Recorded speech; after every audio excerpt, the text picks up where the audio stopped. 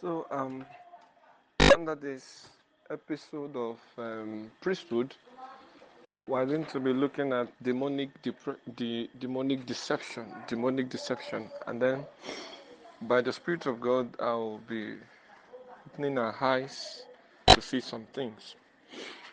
You see, when the devil deceives a person, it doesn't make you feel deceived. It makes you feel enlightened. So, at the state of defeat, you feel victorious. And then the devil needs to give you that false sense, that false feelings, in order to keep you in that deception. So, a man that has been deceived will feel enlightened. So, he now feels that, yes, now I'm on the way. This is what I've been missing. Not knowing that at that point, he has just been deceived. Are you with me? So there is what we call demonic deception. And I'm going to show you some of the things that the devil is using to deceive us.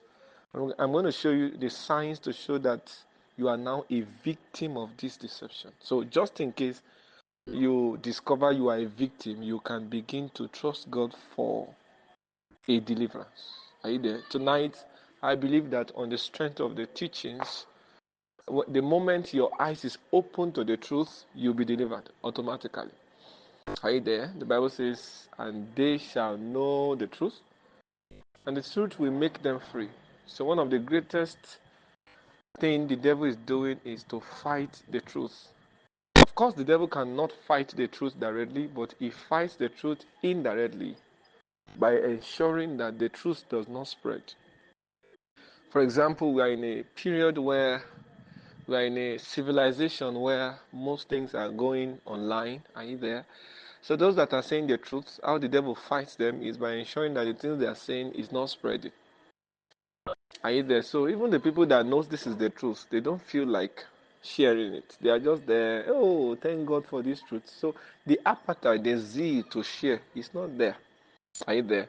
So they feel they are making the decision themselves. They do not know that the devil is indirectly fighting the truth through them. Are you there? It is abnormal to see the truth and not publish it. The moment you see the truth as a child of God, anytime you notice the truth, then your natural response to it is to publish it. So when you receive the truth, you publish the truth. Just like the Samaritan woman. She saw Jesus, the truth, and she ran into the city and gathered as many as possible and then brought them to Jesus. That is publishing the truth. So the truth you know must be shared. Don't keep it to yourself. The truth you know must be shared. Because there's somebody that needs to know what you know to come into the light you are. So Christianity is not for,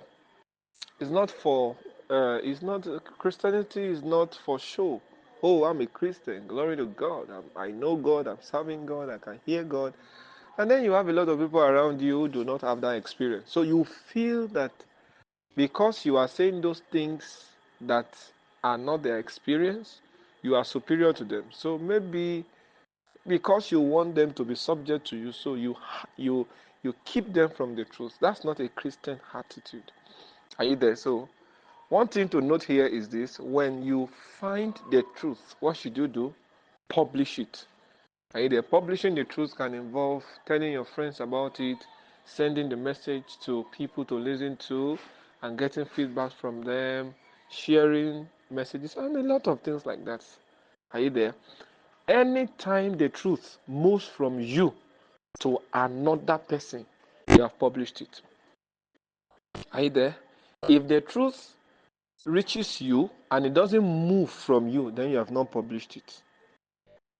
Are you getting what I'm saying? So Christians must live daily. Are you there? Your daily life must be one of the major priorities to you in life, must be publishing the truth. Every child of God has this responsibility to publish the truth. Don't keep it to yourself. Publish it. All right, let's go to the burden for tonight. Now, please pay attention. Pay attention. I said something earlier. When the devil deceives a person, it gives the person a sense of freedom. So once you come into deception, you feel like you are illuminated. For example, in the Garden of Eden, when the devil came to them and told them, God is lying to you. He knows that the day you eat the fruit, your eyes will be opened, you know good and evil, and then God is a wicked person. And then, to cut the long story short, Eve believed and ate the fruit. She gave the fruit to her husband too ate the fruit. After eating the fruit, of course their eyes were opened, and the first thing they saw was that they were naked. Are you there? Now, that opening of the eyes to the one that was affected, they will feel like they have now been illuminated. Oh God, this is what we have not seen all this while. Now we are on top. Now we are knowledgeable. Some of the new knowledge you think you have just gotten can be a proof that you have just been deceived. Let me say it again. Some of the new knowledge you have just gotten can be a proof that you have just been deceived, because a deceived person is also one that has acquired a knowledge. So that thing you just know can be a proof that you have just been deceived. Because for the devil to deceive a person, he first teach the person. So it is now you believing the teachings of the devil that brings you into his deception. Are you with me? Follow me carefully.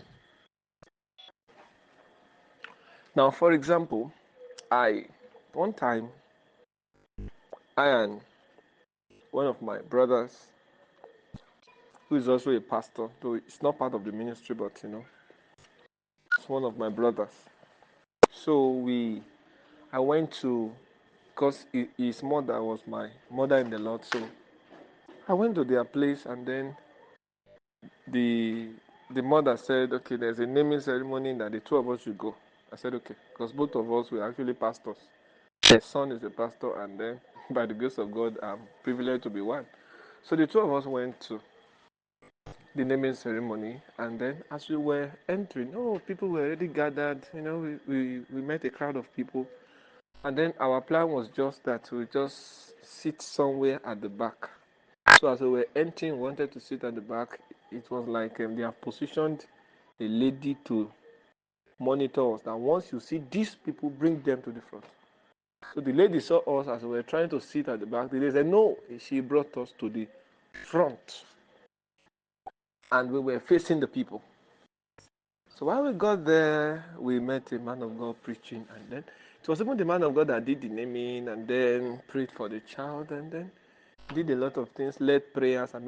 Prayers with heavy words, these powerful prayers.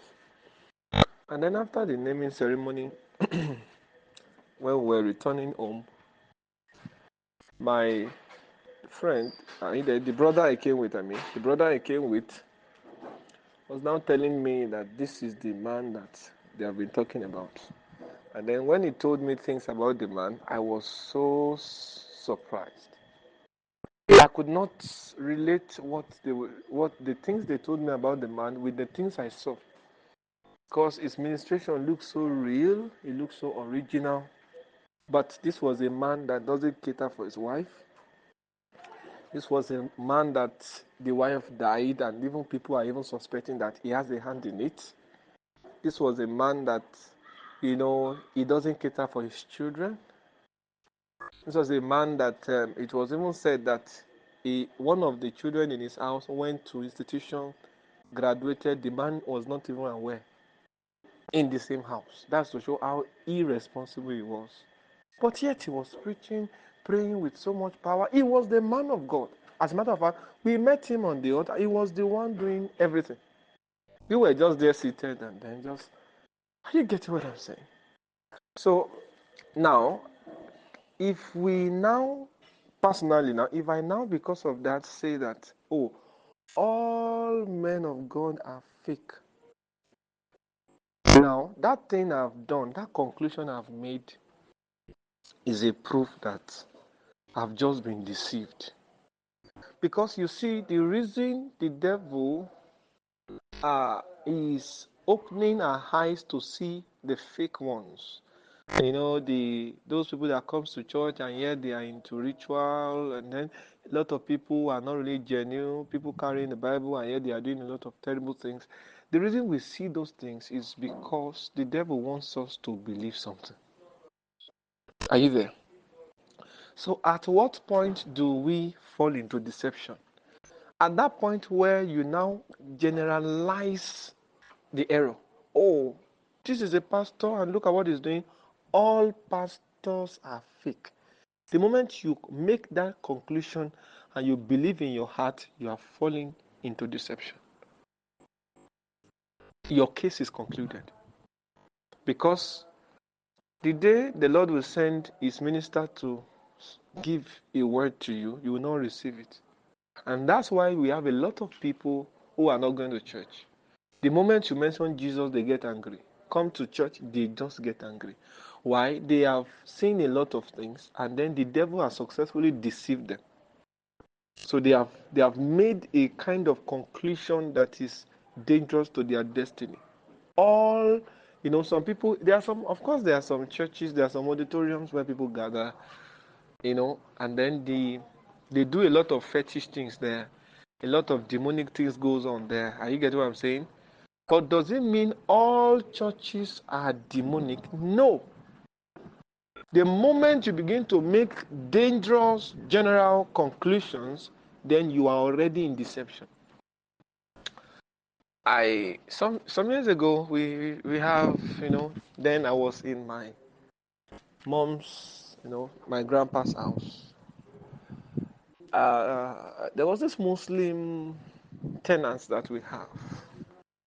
So I was speaking with the Muslim man one time, and then the Muslim said to me, he said, well, he shared how that he used to live in a particular place and then carries girls and go to institution and just pick girls at random and do a lot of funny things with them. And then he now made a statement.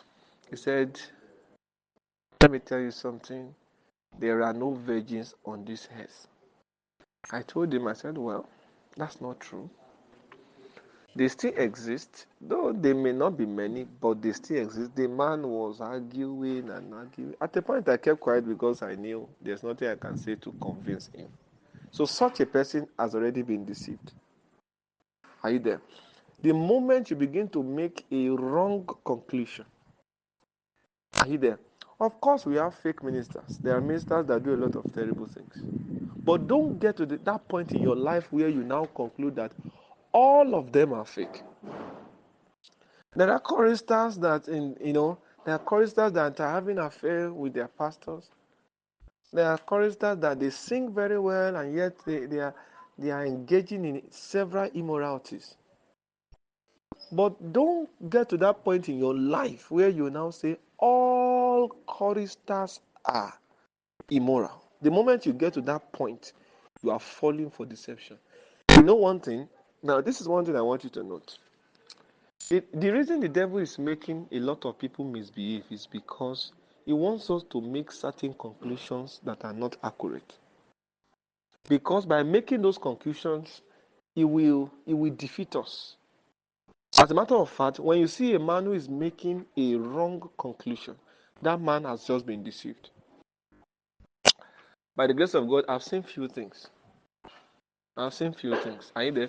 But those things I've seen is not enough for me to make certain conclusions. Are you there? I've seen the fakes. I've seen originals. I've seen people who are really very devoted to service in church and yet they don't know God. So I cannot now say that all workers in churches are fake. Now, look at the danger. The moment you begin to make those conclusions, the devil now becomes the driver of your life. Whatever he says is what you do. So you can say, stop going to church, and you will sit at home. That's why we have some people who are currently in this state. Are you with me? The Lord spoke to me some years ago You see, while I was teaching, the statement came to me. So now I think I understand what God was saying to me that time better.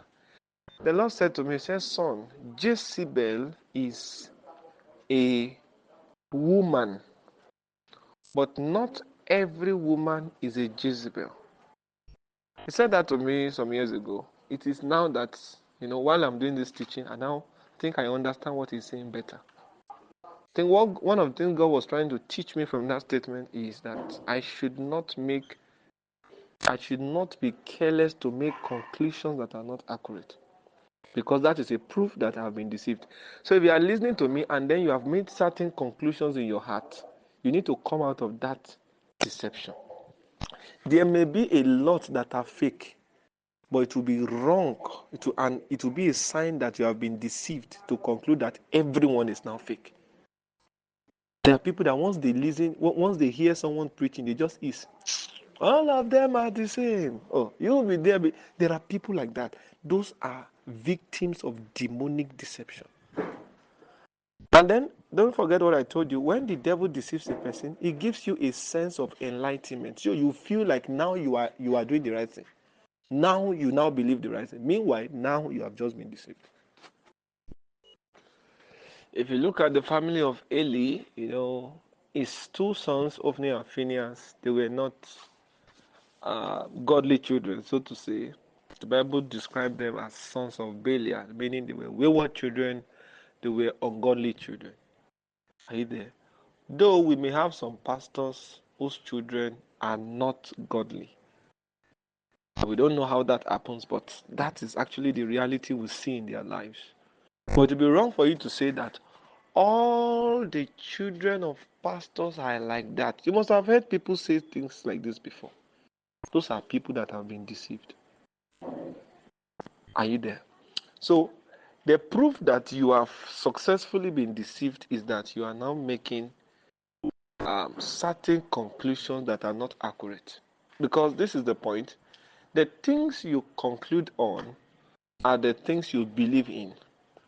The things you conclude on are the things that forms your mindset. They are the things that defines your mentality. So when you begin to conclude on the wrong things, when you begin to make wrong conclusions, you begin to believe the wrong things. And when you begin to believe the wrong things, you start living the wrong way. So many people around us are victims of this thing that I'm teaching you. They do not know. They feel now they have been enlightened. They don't know they have actually been deceived. Now, this is the truth. Till Jesus comes, there will always be fakes among us. There will be people that are fake. Preaching with the mic, yet fake. There will be a particular worker that is fake. There will be certain people that call themselves Christian, but they are not. There will be people among the brethren who are still misbehaving.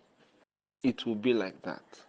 Are you there? Those people misbehaving are the devil's advertisement.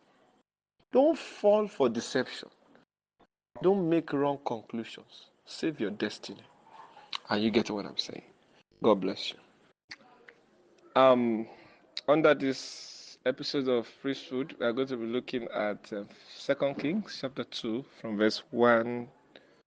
Yes, let's see how far we can go from verse 1.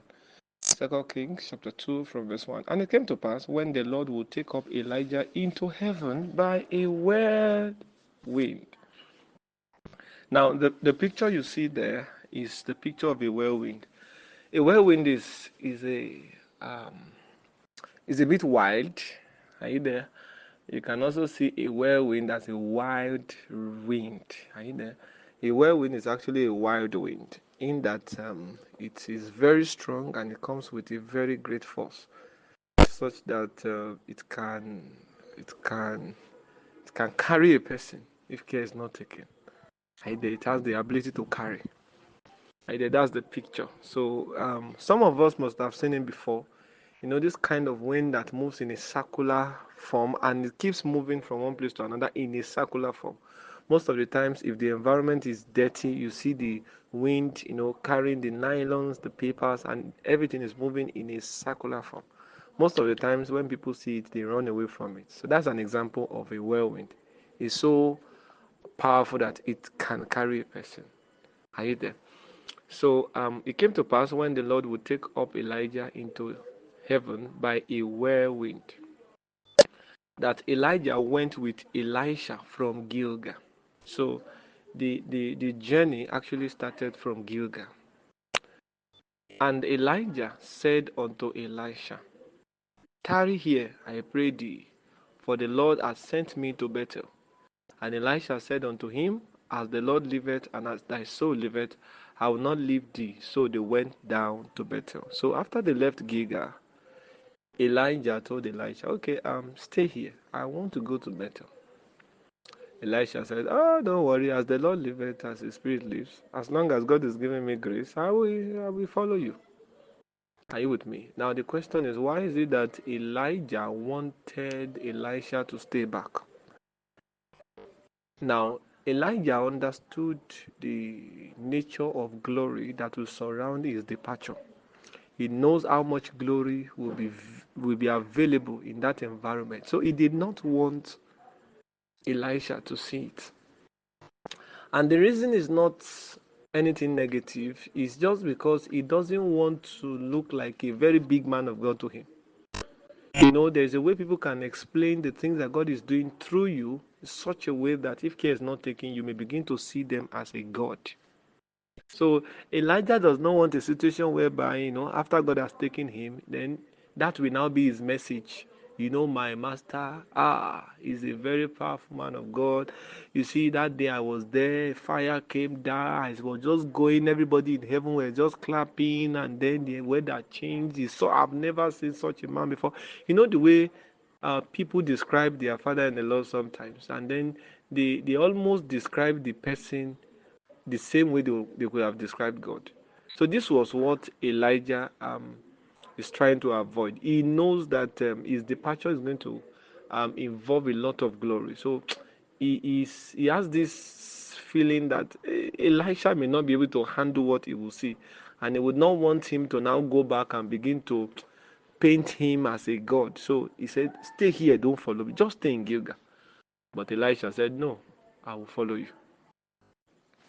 That's the possible reason. Are you there? The first possible reason is what I've explained. It can be because Elijah did not want Elisha to see that glory, not for any selfish reason, but just that so that Elisha will not abuse what he has seen. Are you there? There are some people that after many years that their master has died, they are still talking about the master. The master has almost become their topic. They preach Jesus a bit, then they preach their master. And when they even want to preach that Jesus, they still add the story of their master to it. Are you there? This is what Elijah is probably trying to avoid. Another possible reason for which Elijah is actually trying to stop Elisha from following him could be because he wants to test his ability to persist. He wants to see if he will give up easily. What happened between Elijah and Elisha is similar to what happened between Ruth and Naomi.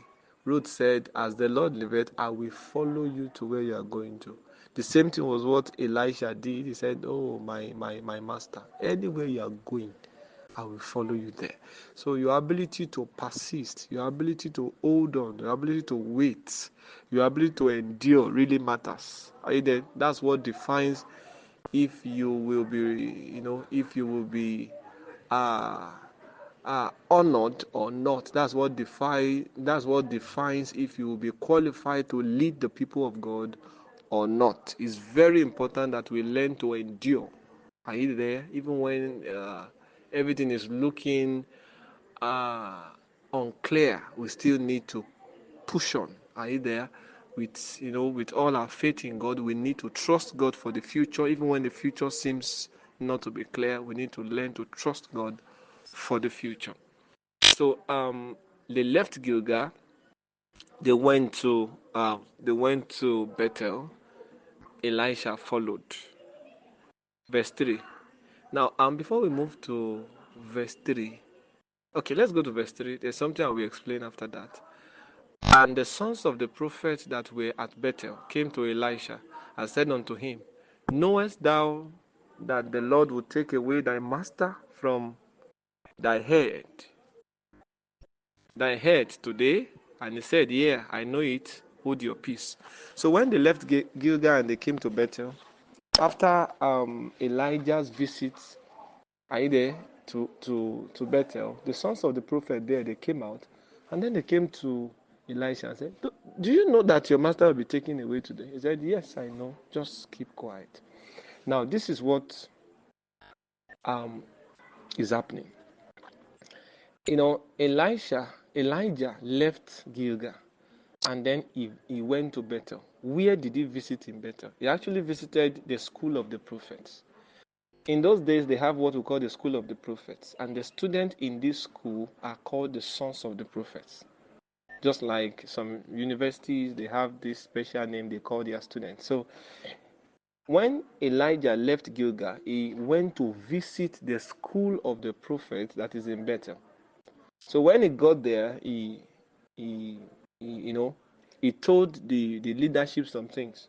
So probably he must have met with them and told them, well, the Lord will be taking me. So he was trying to do a kind of farewell. So when Elijah visited the school of the prophets in Bethel, he met with the people and then he told them what God was about to do to him. So he encouraged them. Are you getting what I'm saying? So he was giving them this farewell speech. Okay, please hold on to the faith, do this, do that. Those kind of farewell speech. So when he finished and he left, the sons of the prophets there, they now came to him. And I said, don't you know that your master will be taken away from you today? It was from that discussion that Elijah had with them in the school that the sons of the prophet, the student of that school, now knew what was about to happen to Elijah. So they now came out and told Elisha and said, don't you know that God will take your master today? Elisha said, well, I know.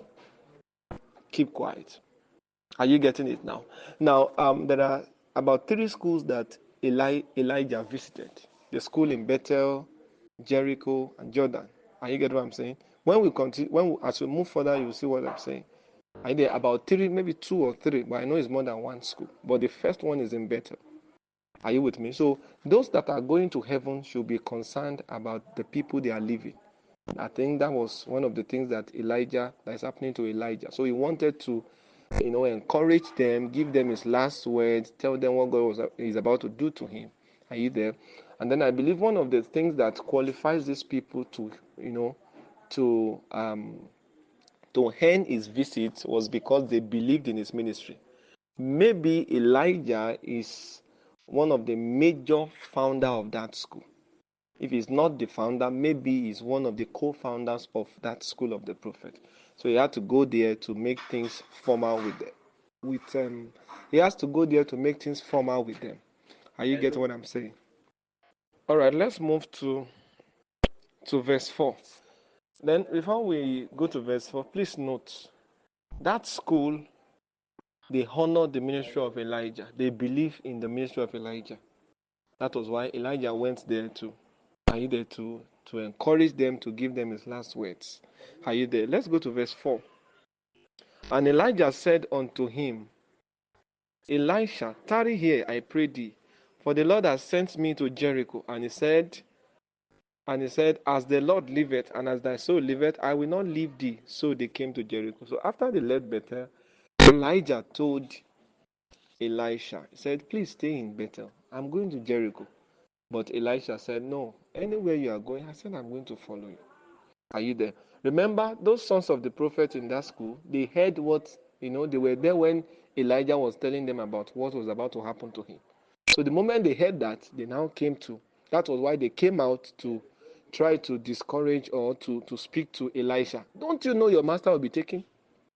And that one said, I know. So they thought that Elisha was not aware of what is about to happen to his master. So they are like, see, let me tell you something. We were there when your master came, we were there when Elijah was addressing us. He told us that today God will take him. He told us so. if you are not aware, you better prepare yourself, because Elisha said, "Don't worry, don't worry. Yes, I'm aware of all these things. He's just coming here to address you, to encourage you. I'm aware." Are you get what I'm saying? So when Elijah decided to go to Jericho, Elisha still followed. And let's see what happens. Verse 5.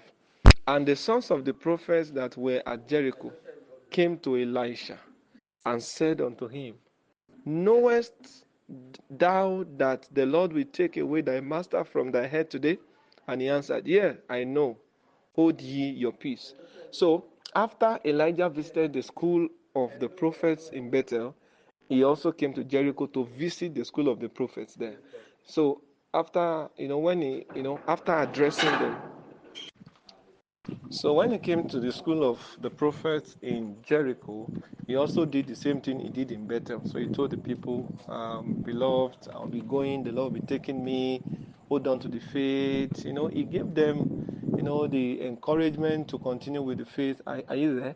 And then the students that were there when Elijah was addressing them in the school of the prophets at Jericho, they ran out again to go and meet Elisha and said, Don't you know that your master will be taken away today? Elisha said, I know. Please be quiet. Are you there? And the reason they are coming out to tell him is they felt that they thought he was not aware. So the people at Jericho came again and said, We were there when your master is telling us something now that is very dangerous. So the master said today God will take him. Are you aware? He said, Don't worry, I'm aware. Hold your peace. Are you there? You see, endurance is a powerful tool to enjoy the grace of God. The grace of God is always available, but you need endurance. Endurance helps you to enjoy all that God can give. Are you there? They came to him at Jericho. He said, Don't worry. Are you there? Elijah told him to stay behind. He said no. So the temptation is coming from the sons of the prophet to Elisha, and then it's also coming from his master. The master will say, Stay here. He will say no. The sons of the prophet will say, Don't you know he will be taken? He will say, Yes, I know. Yet he continued. Are you there? You need to trust God for endurance. Endurance. Many people sow, but they don't harvest because they cannot wait until the day of harvest.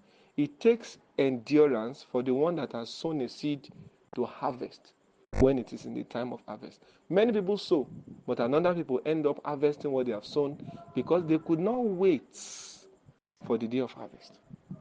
So there's a possibility that Prophet Elijah is also one of the major founder of the school of the prophets that is in Jericho.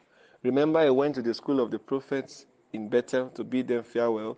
He also went to the school of the prophet in Jericho also. So these are the places where they accept his ministry, they honor him, and then probably is one of the major founders of the school. So he needed to tell them so that they will be aware. Because if he just goes suddenly like that, Elisha may become a suspect. Did you kill your master?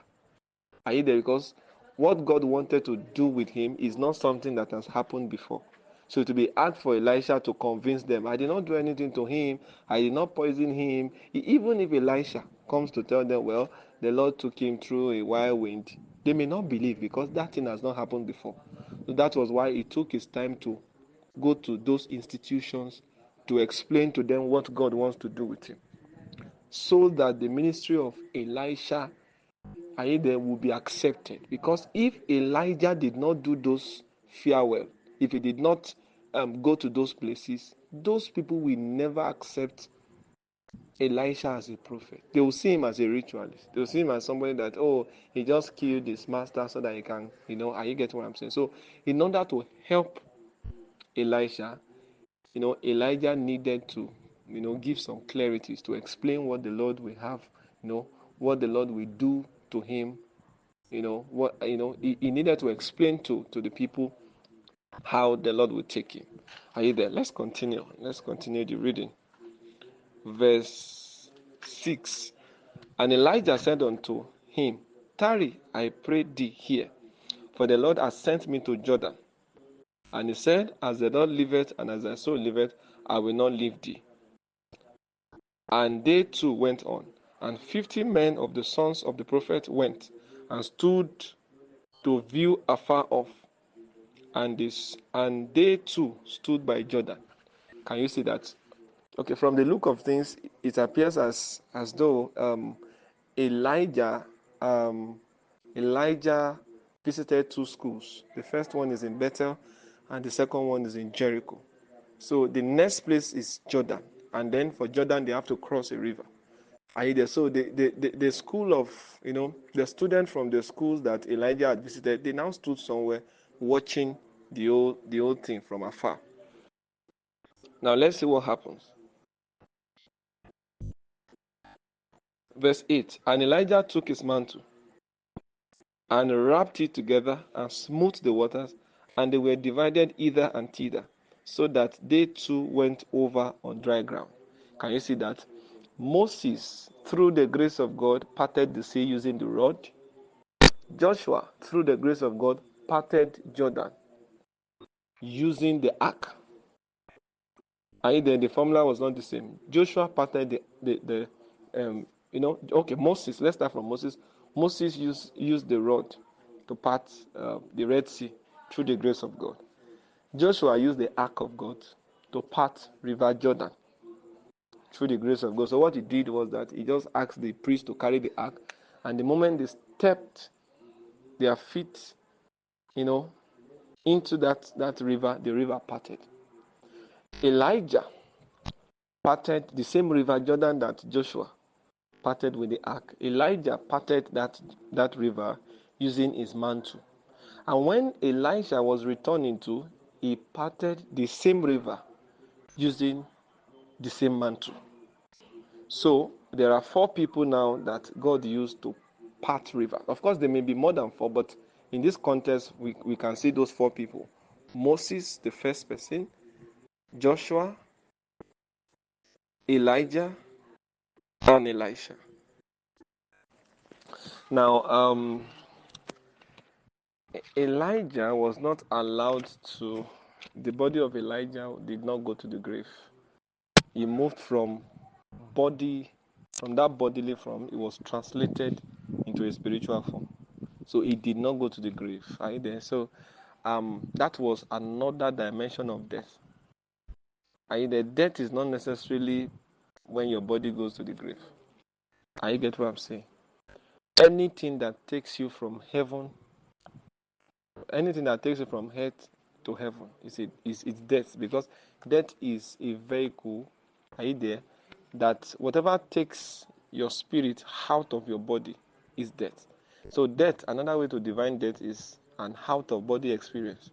So the kind of death that Elijah experienced was not the normal one. It was not the common one, because he did not go to the grave. So he was just transformed directly, and he went into the heavens.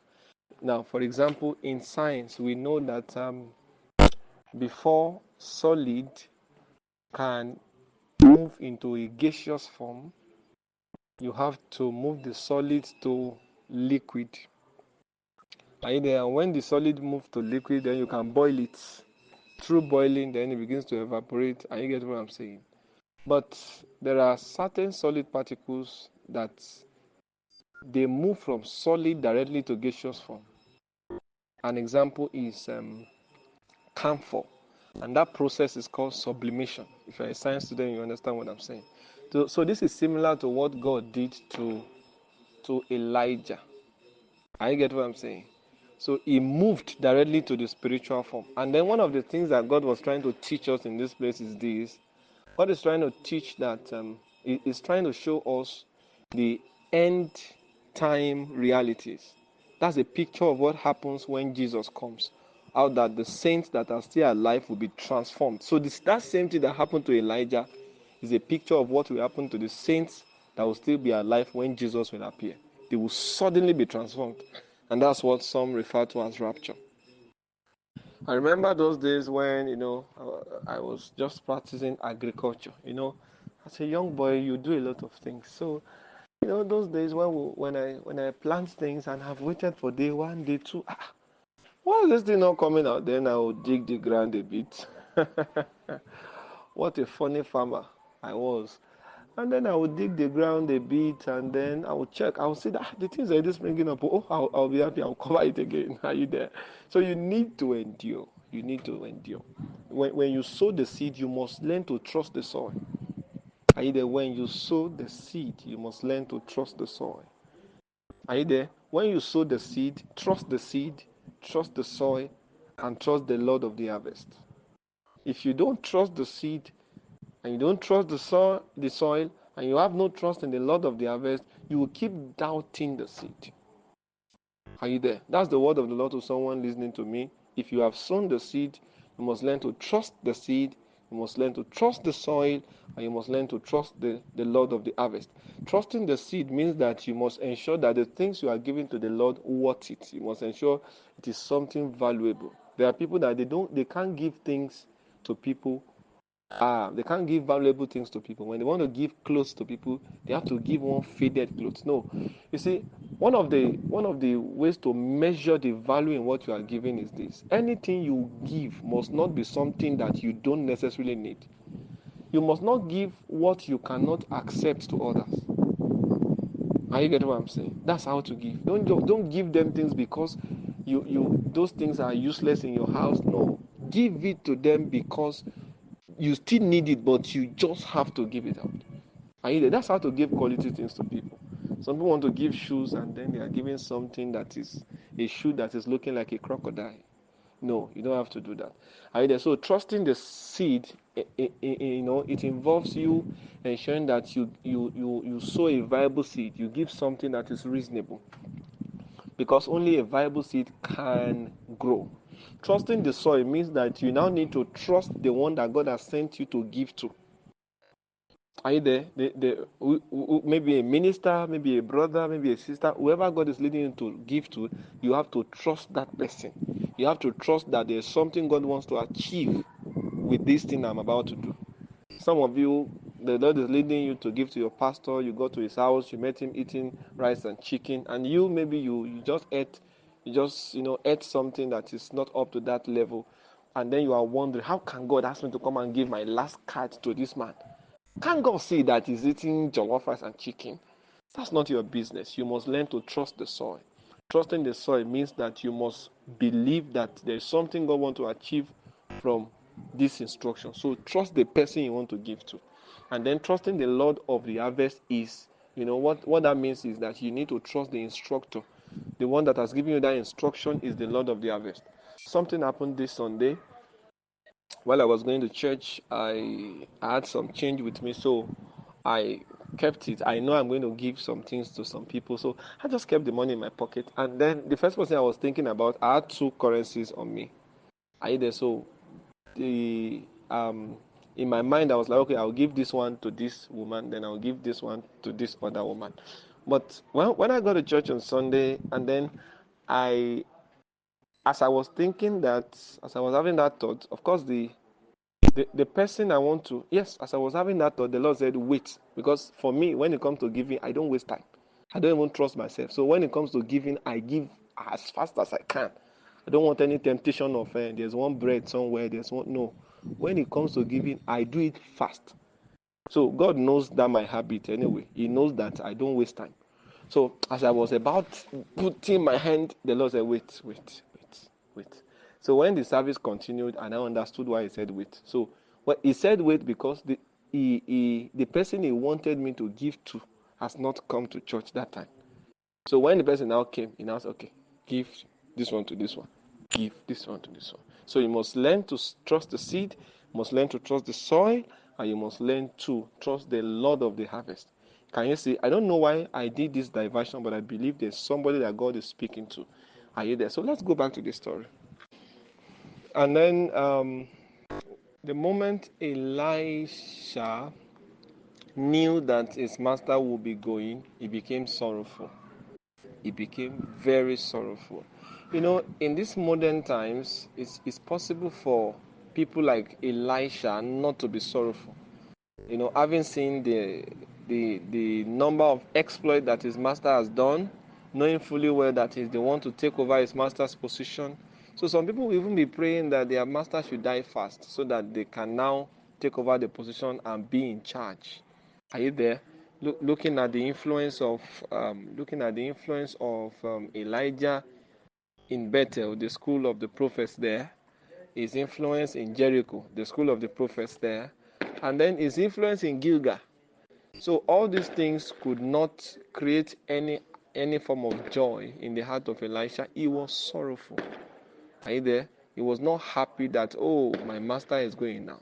Sometimes carnality can stir up a kind of happiness within you. Not everybody that is happy is godly. Sometimes carnality can stir up some kind of happiness. Just imagine Elisha is now happy. Oh, master, thank God. And he's really excited within him. Aida is so excited that, oh, the master is going. Oh, he's going to be in charge. Aida, people like that they don't end up becoming a good leader. You are not expected to rejoice at the death of anyone. There are some people that the moment they know they are the next person coming in line, there's the next person coming to that office, they will start praying that the one that is there dies so that they can take over. They begin to imagine evil. That is carnality. We need to learn from Elisha. Elisha knew that he's the one taking over Elijah's position. And yet he was very sorrowful when he knew that Elijah will be departing. Of course, as long as Elijah is alive, Elisha will still be a servant. But Elisha was, he was okay with that. Either he preferred to continue to serve him than to see his master die. But of course, he had no choice because God needed to take him. So let's learn from Elisha. Don't rejoice either at negativity. Don't let negative things steer joy in you. That's carnality. Are you there? The moment you get to the point where negative things is now steering joy within you because of the things that you feel you will get, is a sign that you are carnal. Now, the Bible described Elijah as a man with like passion. What does that mean? It means that Elijah is a man like us. Of course, there are several supernatural things surrounding his departure, but he's a man like us. So to say that he's a man with like passion, it means that he also has limitations that is common to men. Are you there? When he walks, when he walks excessively, he can be tired, he can be hungry, are you there? He can sleep. So there are the things that is common to a man are common to him because Elijah is also a man. Are you there? And the reason the Bible is taking time to tell us that Elijah is a man of like passion is because the Lord does not want us to get to the point where we are now seeing him as an idol. And that's one of the reasons Elijah did not want Elisha to follow him, because he was thinking that Elisha may not be able to handle what he will see. So the Bible needed to show us this so that we will know that though that supernatural feat was attained by Elijah, but he is still a man. The same way you sleep, Elijah also sleeps. Are you there? So let's take note of that. So if God can do that through Elijah, are you there? It will mean that God can do something more than that through us if we are yielded to him. Are you there? So there was nothing special about Elijah, not in the negative light, but I'm using that expression just to show you that he's a man like us. Are you there? He does the things that we do. Are you there? The natural limitation that is common to all men is also a reality to him. But yet, he chooses to make a difference, are you there, through his devotion to God. So your devotion to God is what makes you different. Your commitment to God is what becomes the tool with which you can make a difference. Are you there? Please take note of that.